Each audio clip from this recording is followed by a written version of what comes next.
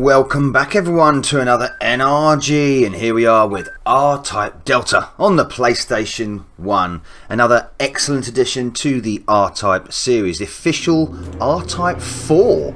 This was after obviously R-Type 1, R-Type 2 in the arcade, which got ported to lots of different systems, and then R-Type 3 on the Super Nintendo, and this is R-Type 4 essentially, where we have 3 ships to choose from this time. So in the last installment we had 3 forces, and now we have 3 ships. This is the first time we get a selection of ships in the R-Type series, something that will go forward into future versions such as R-Type Final, for example.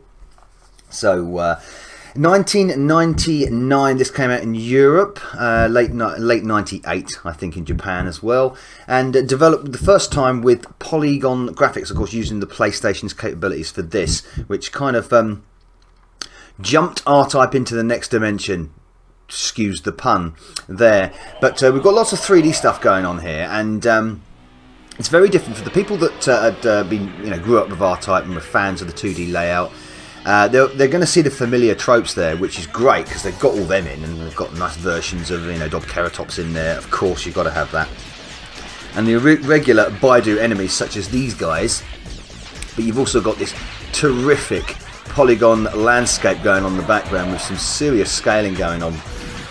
The environments are pretty gorgeous. Of course, this is PlayStation 1 capabilities. Look at it, flip over there, absolutely.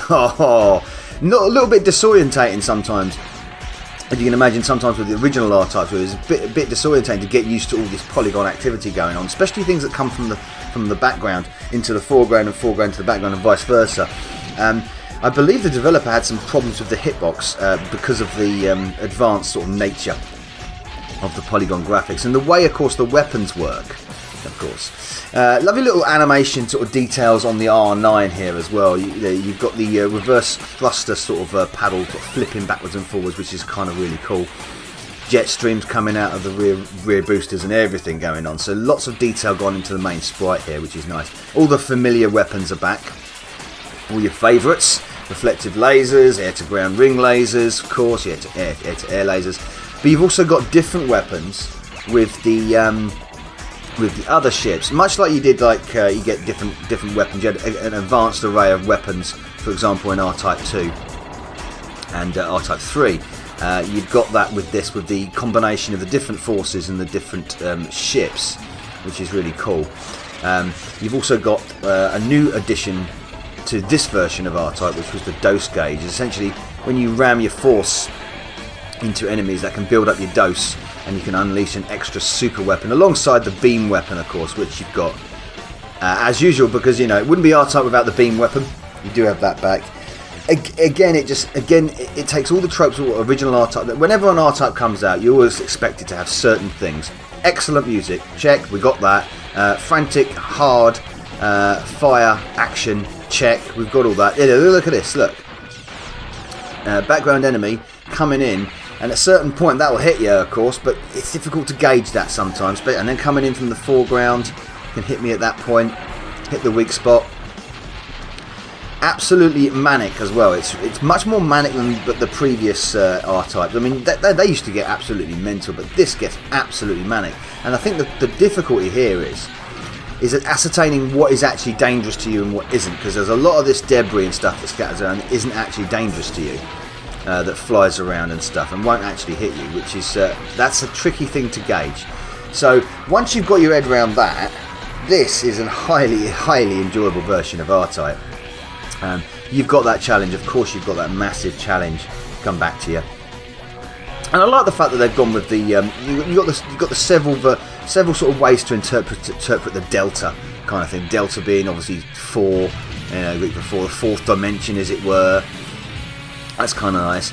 Massive bosses like this. Another advancement in the bosses and how they've gone absolutely batshit insane.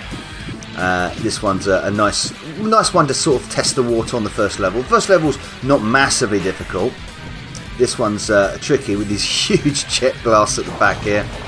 You can destroy those, of course.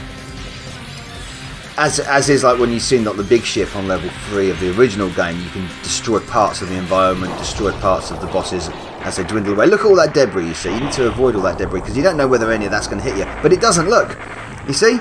Smashes in and bang, done. Lovely presentation on this as well. Thank you very much. That is R-Type Delta on the PS1. Thanks, Novabug, out. Hey, Novabug here. I do hope you enjoyed this video. Please support the channel by liking and commenting, and of course subscribing if you haven't already done. If you would like to support me further, please consider joining my Bug Army via Patreon. And also don't forget to follow me on Facebook, Getter, BitChute and Twitch. And a salute to my Bug Army generals Sam M, Pete Walker and Shadow 80. Thank you everyone for supporting me. Novabug out.